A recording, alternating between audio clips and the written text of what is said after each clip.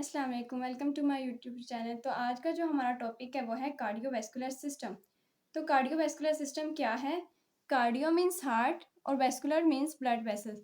तो इसका मतलब ये है कि कार्डियोवैस्कुलर सिस्टम एक ऐसा सिस्टम है जिसके टू कंपोनेंट्स हैं, एक हार्ट है और दूसरा है ब्लड वेसल्स।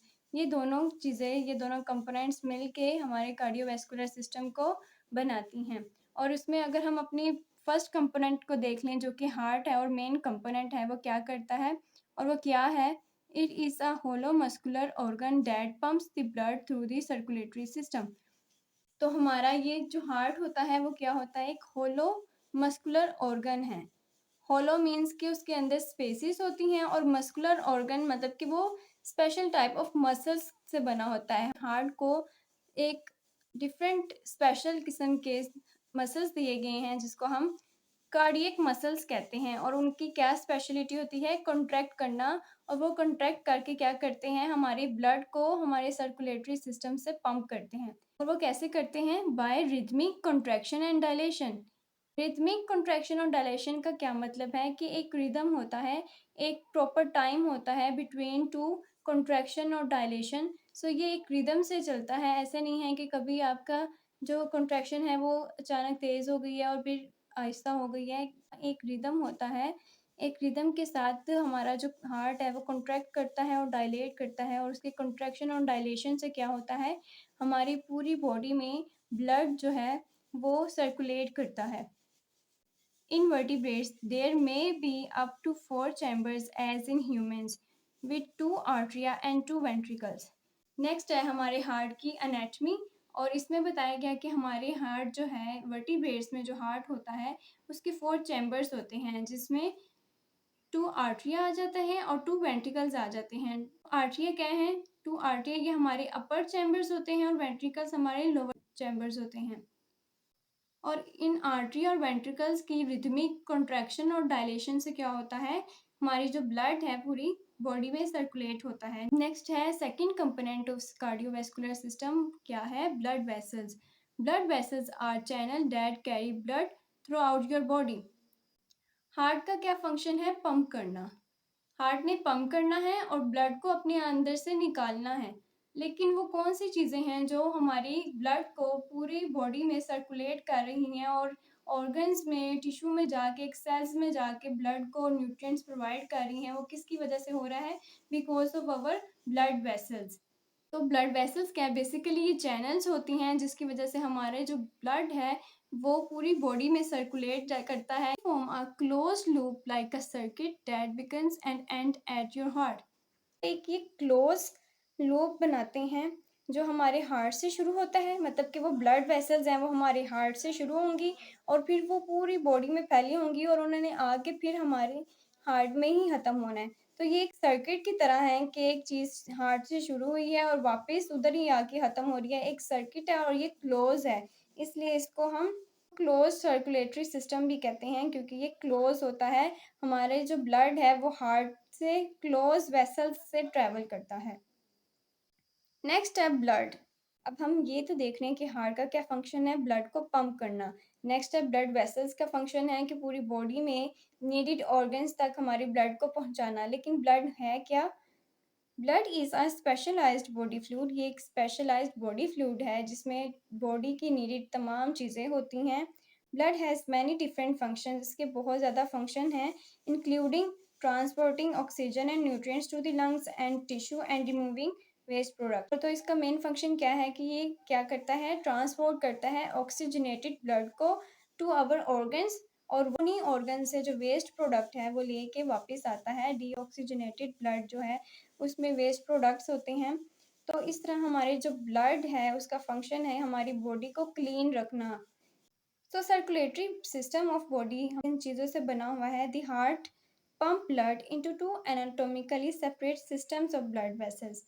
हमारा हार्ट क्या करता है? ये हमारी जो ब्लड है उसको टू एनाटॉमिकली सिस्टम जो कि सेपरेट है वहाँ पे सर्कुलेट करता है। उनमें एक आ जाता है the pulmonary circulation and next है द सिस्टेमिक सर्कुलेशन। अब इनको फर्दर वन बाय वन करके देख लेते हैं ताकि पता चले कि पल्मोनरी सर्कुलेशन और सिस्टेमिक सर्कुलेशन क्या है और इसमें डिफरेंस क्या है। सबसे पहले देख लेते हैं पल्मोनरी सर्कुलेशन को। Right side of the heart pumps blood to the lungs. Heart है ना, उसको 2 साइड्स में डिवाइड किया है, उसके राइट साइड और उसकी लेफ्ट साइड्स में। और हमारे हार्ट में क्या है, 4 चैम्बर्स हैं। तो इस तरह हमारे जो राइट साइड पे होगा, एक राइट आर्ट्रियम होगा और एक वेंट्रिकल होगा। इसी तरह लेफ्ट में भी एक आर्ट्रिया होगा, एक वेंट्रिकल होगा। तो जो right side of the heart है वो क्या करता है, ब्लड पंप करता है टुवर्ड्स लंग्स, कि ये ब्लड पंप करता है हमारी लंग्स की तरफ। और ये कौन सा ब्लड होगा, डीऑक्सीजनेटेड ब्लड। ऑक्सीजन और कार्बन डाइऑक्साइड का जो एक्सचेंज होता है वो हम सब जानते हैं कि वो हमारे लंग्स में होता है। तो जो ब्लड हमारे लंग्स में जाता है वो कौन सा होगा, डीऑक्सीजनेटेड ब्लड होगा, जहाँ पे कार्बन डाइऑक्साइड की कंसंट्रेशन ज़्यादा होगी। दी पल्मोनरी सर्कुलेशन इसको हम कहते हैं, ब्लड की वो सर्कुलेशन जो हमारे लंग्स की तरफ जाती है डीऑक्सीजनेटेड ब्लड लेके, उसको हम कहेंगे पल्मोनरी सर्कुलेशन। इसके नेम से भी क्लियर होता है कि ये वो सर्कुलेशन है जो हमारी लंग्स की टुवर्ड होती है। The pulmonary artery is a big artery that comes from the heart. It splits into two main branches and brings blood vessels from the heart to lungs। एक और बात है, हमारी 2 टाइप्स ऑफ ब्लड वेसल्स होती हैं main, जिसमें आ जाती हैं आर्टरीज और वेन्स। पूरी बॉडी में जो ऑक्सीजनेटेड ब्लड होता है वो आर्टरीज लेके जाती हैं, लेकिन उसका यहाँ पे ऑपोजिट होता है, क्योंकि यहाँ पे जो पल्मोनरी आर्टरीज होती हैं उन्होंने डीऑक्सीजनेटेड ब्लड लेके जाना है हमारे लंग्स की तरफ, और वहाँ से आएंगी पल्मोनरी वेन्स जो क्या करेंगी, लेके आएंगी ऑक्सीजनेटेड ब्लड। ये वो रूल है जो हमारी सिस्टेमिक सर्कुलेशन से डिफरेंट है। वहाँ पे जो आर्टरीज है वो ऑक्सीजनेटेड ब्लड लेके आती है, लेकिन यहाँ पे जो आर्टरीज है वो डीऑक्सीजनेटेड ब्लड लेके जा रही हैं टुवर्ड अवर लंग्स, और वहाँ से आ रही हैं वेन्स, पल्मोनरी वेन्स, जो क्या कर रही हैं, ऑक्सीजनेटेड ब्लड लेके आ रही हैं। लेकिन सिस्टेमिक सर्कुलेशन में क्या होता है, वेन्स क्या लेके आती हैं, डीऑक्सीजनेटेड ब्लड लेके आती हैं। सो ये रूल है जो हमारी 2 टाइप्स ऑफ सर्कुलेशन में डिफरेंट है। सो एक मेन आर्टरी है जिसको हम पल्मोनरी आर्टरी कहते हैं, उसने फर्दर 2 ब्रांचेस में डिवाइड होना है, और फिर क्या करना है, उसने जो हार्ट से डीऑक्सीजनेटेड ब्लड होगा वो लेके जाना है हमारे लंग्स की तरफ। नेक्स्ट है gaseous exchange occurs, the blood collects oxygen from the air sacs and excess carbon dioxide diffuses into air sacs for exhalation. So जैसे ही ब्लड हमारे लंग्स में जाएगा वहाँ पे क्या होगा, उससे ऑक्सीजन और कार्बन डाइऑक्साइड की डिफ्यूजन होगी। सो ऑक्सीजन डिफ्यूज होके हमारी ब्लड में आ जाएगी, और डीऑक्सीजनेटेड ब्लड की जो कार्बन डाइऑक्साइड है वो डिफ्यूज होके क्या हो जाएगी, हमारी एयर सैक्स में आ जाएगी। मतलब कि हमारे लंग में जो एयर सैक्स होती हैं वहाँ पे आ जाएंगी, किसके लिए, फॉर एक्सलेशन। जो ऑक्सीजनेटेड ब्लड है अब वो क्या करेगा, वो वापस हमारे हार्ट की तरफ जाएगा। तो अगर हम अपनी पल्मोनरी सर्कुलेशन को देखें तो ये है हमारा हार्ट, और ये इसकी राइट साइड है। समझिए ये हमारी पल्मोनरी आर्टरीज है, उसने आके जाके क्या करना है, 2 ब्रांचेस में डिवाइड होना है, और ये लेके गई है डीऑक्सीजनेटेड ब्लड टुवर्ड अवर लंग्स। डीऑक्सीजनेटेड ब्लड कौन सा होगा, जिसमें ऑक्सीजन की कंसंट्रेशन कम होगी और कार्बन डाइऑक्साइड की कंसंट्रेशन ज़्यादा होगी, और उसमें होंगे वेस्ट प्रोडक्ट्स। तो वो जैसे ही लंग में जाएगा, और लंग में क्या होगा, वहाँ पे होंगी एयर सैक्स, वहाँ पे होती प्रेजेंट ऑक्सीजन। तो वो ऑक्सीजन डिफ्यूज होके हमारे ब्लड में आ जाएगी, और जो कार्बन डाइऑक्साइड हमारी ब्लड में होगी वो डिफ्यूज होके हमारे लंग के एयर सैक्स में आ जाएगी। किसके लिए, फॉर ब्रीथिंग आउट या एक्सलेशन के लिए। जैसे ही हम एक्सेल करेंगे तो हमारी कार्बन डाइऑक्साइड है वो हमारी बॉडी से बाहर चली जाएगी। तो नेक्स्ट क्या होगा, फिर जैसे ही हमारा ये डार्क पार्ट जो है वो हमारी डीऑक्सीजनेटेड ब्लड है, जैसे ही वो क्लियर होगा और उससे ऑक्सीजन की कंसंट्रेशन उसमें ज़्यादा हो जाएगी, साथ ही हमारे लंग से वो आएगी हमारी लेफ़्ट साइड पे, और यहाँ तक कि हमारी जो पल्मोनरी सर्कुलेशन है वो कंप्लीट हो जाती है। तो पल्मोनरी सर्कुलेशन में मेनली क्या होता है, हमारा जो ब्लड है वो ऑक्सीजनेटेड किया जाता है, मीन्स कि उसको क्लीन किया जाता है। नेक्स्ट है सिस्टेमिक सर्कुलेशन। अब सिस्टेमिक सर्कुलेशन वो है जो हमारी बॉडी की तरफ होती है। Left side of the heart pumps blood into systemic circulation. Systemic circulation वो होती है कि अब लंग से जो ब्लड है वो क्लीन होके हमारे हार्ट पे दोबारा आ गया है। अब वो जो क्लीन ब्लड है वो पंप होगा और हमारी बॉडी के तमाम ऑर्गन्स में जाएगा।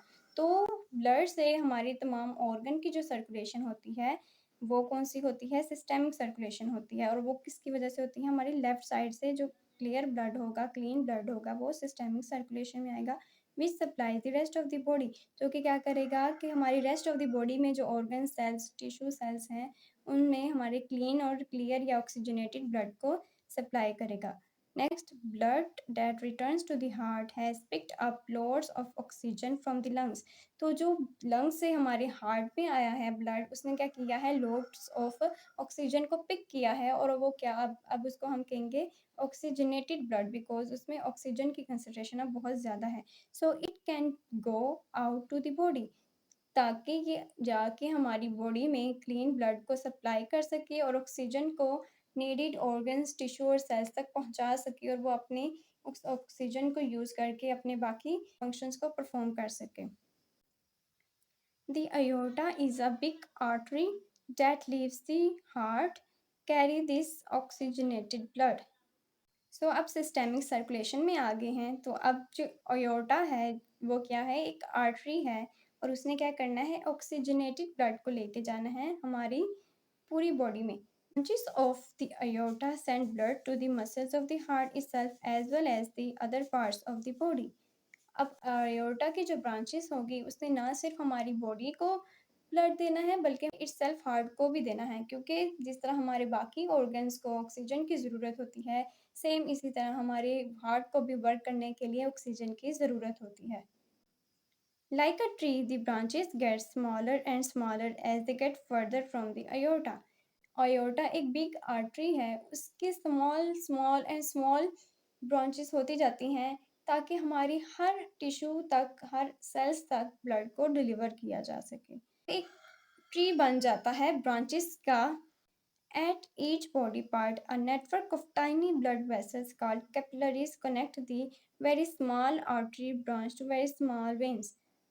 फॉर एग्जाम्पल अगर हम देखें कि एक बिग आर्टरी निकली है, उसकी फर्दर क्या हुई है? ब्रांचेस। और जब ये किसी टिश्यू और ऑर्गन्स में पहुंचती है, तो वहाँ पे एक टिश्यू में, क्योंकि टिश्यू बहुत स्मॉल होता है और वहाँ पे आर्टरीज नहीं होती, तो वो फर्दर डिवाइड हो के जो हमारी आर्टरीज हैं वो क्या करती हैं? वो बिल्कुल स्मॉलेस्ट, जब बहुत थिन हो जाती हैं, उसको हम कहती हैं कैपिलरीज। तो कैपिलरीज ने क्या किया हुआ है? हमारी आर्टरीज जो कि क्या करेंगी? ऑक्सीजनेटेड ब्लड लेके आएंगी, और टिश्यू में होगा कैपिलरीज। और ऑक्सीजनेटेड ब्लड टिश्यू जब यूज़ कर लेगा और अपनी जो वेस्ट प्रोडक्ट है वो उसी ब्लड में छोड़ देगा, फिर वो क्या करेगा? जो डीऑक्सीजनेटेड ब्लड होगा वो अब कहाँ पे आ जाएगा? हमारी वेन्स में।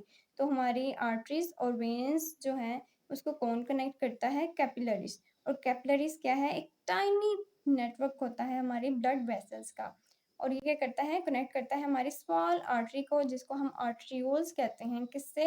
हमारी स्मॉल वेन से, जिनको हम वेंट्रियोल्स कहते हैं। तो सबसे पहले आर्टरी हुई, वो डिवाइड होती हुई, मतलब कि उसकी ब्रांचेस निकलती रही हैं यहाँ तक कि वो बिल्कुल छोटी और टाइनी हो गई है और स्मॉल हो गई है। वो अब क्या कहलाती है? आर्ट्रियोल्स। तो कैपिलरीज ने आर्ट्रियोल्स और वेंट्रियोल्स को कनेक्ट किया हुआ है। अब देखें, यहाँ से आया ऑक्सीजनेटेड ब्लड, जैसे ही वो यूज़ हुआ और वहाँ पे कार्बन डाइऑक्साइड छोड़ दी गई एज अ वेस्ट प्रोडक्ट, और अब वो कौन लेके जाएगा? वेन्स में आ जाएंगी, और वेन्स लेके जाएंगी हमारे राइट साइड में, ताकि वो वापस लंग्स में जाए और वहाँ जाके ब्लड को ऑक्सीजनेटेड करे, क्लीन करे, और वापस फिर लेफ्ट साइड से पूरी बॉडी में सर्कुलेट हो। ऐसे ही जितना भी हमारा ब्लड है बॉडी में, वो रिपीटेडली ऑक्सीजनेटेड और डीऑक्सीजनेटेड होता रहता है। The capillaries have very thin walls and through them nutrients and oxygens are delivered to the cells. अब हमारी आर्टरीज जो हैं वो इतनी डिवाइड हो गई हैं कि कैपिलरीज में आके उनकी वॉल्स बहुत थिन हो गई हैं। बहुत थिन वॉल की वजह से जो हमारे न्यूट्रिएंट्स है, ऑक्सीजन है, वो इजीली डिफ्यूज़ आउट हो जाता है, और हमारे जो सेल्स हैं वो अपनी नरिशमेंट को पूरा करते हैं। Waste products are brought into the capillaries. तो अब क्या है? ऑक्सीजनेटेड ब्लड आया था, वो यूज़ कर लिया गया, सेल्स ने यूज़ कर लिया। अब उनका जो वेस्ट प्रोडक्ट है वो वापस किस में आ जाएगा? कैपिलरीज में। फिर क्या होगा? Capillaries then get into small veins. अब कैपिलरीज कहाँ पे आ गई हैं? स्मॉल वेन्स में आ गई हैं। Small veins lead to larger and larger veins as the blood approaches the heart. जिस तरह हमारी हार्ट से निकली थी एक बड़ी आर्टरी, वो स्मॉल और स्मॉल ब्रांचेस में कन्वर्ट होती गई थी, इसी तरह हमारी कैपिलरी से स्मॉल वेंट्रियोल्स निकलती हैं, वो बड़ी होती जाएंगी, बड़ी होती जाएंगी, यहाँ तक के जब वो हमारे हार्ट में वापस आती है तो वो एक बहुत बड़ी वेन होती है। Walls in the veins keep blood flowing in the correct directions. Veins में जो वॉल्स होते हैं वो क्या करते हैं, वो वन यूनिट डायरेक्शन में हमारे ब्लड को सर्कुलेट करते हैं। ऐसे नहीं होगा कि जो वेन्स में डीऑक्सीजनेटेड ब्लड है वो वापस कैपिलरीज में जाके आर्टरीज में जाएगा। तो एक डायरेक्शन को मेंटेन करने के लिए हमारी वेन्स में क्या होती हैं, वॉल्स होते हैं जो कि उसके ब्लड को एक डायरेक्शन में फ्लो करने में हेल्प करते हैं। Two larger veins that lead into the heart are the superior vena cava and inferior vena cava. So जैसे ही हमारी वेन्स लार्जर हो के हमारे हार्ट तक आती हैं, तो अब वो टू मेन्स हैं तो डीऑक्सीजनेटेड ब्लड को हार्ट में लेके आती हैं। उनका क्या नेम है, सुपीरियर वेना कैवा और इंफीरियर वेना कैवा। ये सुपीरियर का मतलब ये है कि ये वो वेन होंगी जो हमारे हार्ट की अपर साइड से आएगी, और इंफीरियर का मतलब है कि ये नीचे वाली साइड से आएगी। The terms superior and inferior don't mean that one way is better than the other. ये सुपीरियर और इन्फीरियर का मतलब ये नहीं है कि हमारी एक जो वेन है वो सुपीरियर है और उसका फंक्शन ज़्यादा है। ये उसकी पोजीशन की वजह से हम उसको कह रहे हैं कि एक ऊपर से आ रही है और एक नीचे से जा रही है। But that they are located above and below the heart. बल्कि ये हम उसकी लोकेशन की वजह से कह रहे हैं कि एक ऊपर से है और एक नीचे से है। दैट्स वाई हम उनको सुपीरियर और इन्फीरियर कह रहे हैं। Once the blood is back in the heart it needs to reenter the pulmonary circulation.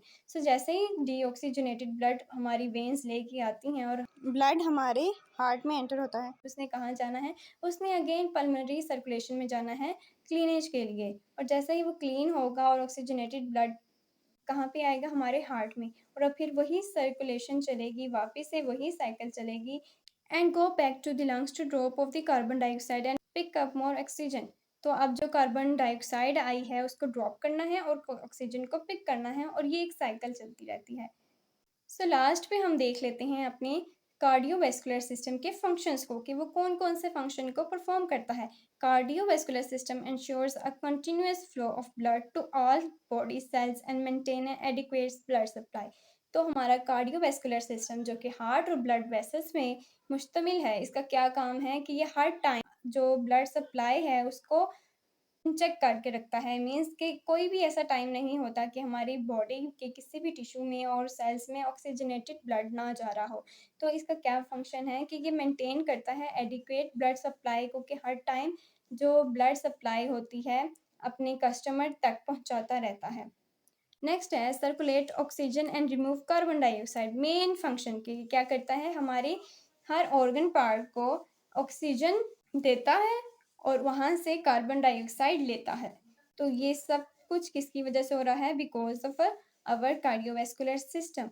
Next है प्रोवाइड सेल्स विद न्यूट्रिएंट्स। अब सेल्स को न्यूट्रिएंट्स से कैसे प्रोवाइड करता है, अगर यहाँ पे एग्जांपल दें, हम कोई भी चीज़ अगर हम खाते हैं तो उसके जो न्यूट्रिएंट्स हैं वो कहाँ पे एब्जॉर्ब होते हैं, हमारे जीआईटी में। जीआईटी में जब वो न्यूट्रिएंट्स एब्जॉर्ब होते हैं तो वो कहाँ पे आते हैं, हमारे ब्लड में। और वही ब्लड जब सारे ऑर्गन्स में जाता है तो वो उसमें जो न्यूट्रिएंट्स हैं वो भी क्या, फिर वो उन सारे ऑर्गन्स में जाते हैं। तो इस तरह हमारा जो ब्लड है, जो हमारे सर्कुलेटरी सिस्टम का एक पार्ट है, वो एक ट्रांसपोर्टर के तौर पे भी एक्ट करता है। तो इसका ये भी फंक्शन है कि हमारे सेल्स को न्यूट्रिएंट्स प्रोवाइड करता है। नेक्स्ट है transport hormones to the site of actions. अब हार्मोन्स बनते हैं हमारे ग्लैंड्स में, और ग्लैंड से वो अपनी साइट ऑफ एक्शंस में कैसे जाते हैं, with the help of blood, जो एक ट्रांसपोर्टर के तौर पे एक्ट करता है और उन हार्मोन्स को अपनी साइट ऑफ एक्शंस में पहुंचा देता है। नेक्स्ट है remove the waste products of metabolism to excretory organs for disposal. Example, again अगर हम किसी चीज़ की इंटेक करेंगे, न्यूट्रिएंट्स तो हमारे ब्लड में जाएंगे, लेकिन जो भी चीज़ हमने ली है उसकी मेटाबॉलिज्म भी तो होगी। उसका जो वेस्ट प्रोडक्ट है अब वो फिर अगेन हमारा ब्लड ही है जो एक्सक्रीटरी ऑर्गन तक लेके जाता है। और एक्सक्रीटरी ऑर्गन कौन से होंगे, हमारे किडनी और लीवर, जो हमारे एक्सक्रीशन में हेल्प करते हैं। तो वो सारा कुछ भी वहाँ पे भी कौन लेके जाता है, हमारा ब्लड लेके जाता है। फॉर एग्जाम्पल ब्लड लेके जाता है वेस्ट प्रोडक्ट को टुवर्ड आवर किडनी, और उसी ब्लड की फिल्ट्रेशन होती है हमारी किडनी में। ग्लोमेरुलस करता है वो फिल्ट्रेशन, और वो जो वेस्ट प्रोडक्ट हैं वो फिर हमारी यूरिन के थ्रू हमारी बॉडी से बाहर निकल जाते हैं।